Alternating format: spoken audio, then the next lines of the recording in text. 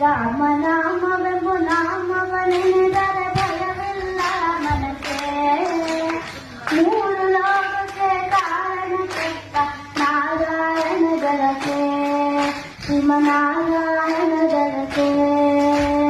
ರಾಮನಾಮವೆಂಬು ನಾಮವನೆನೆದರೆ ಭಯವಿಲ್ಲ ಮನಕ್ಕೆ.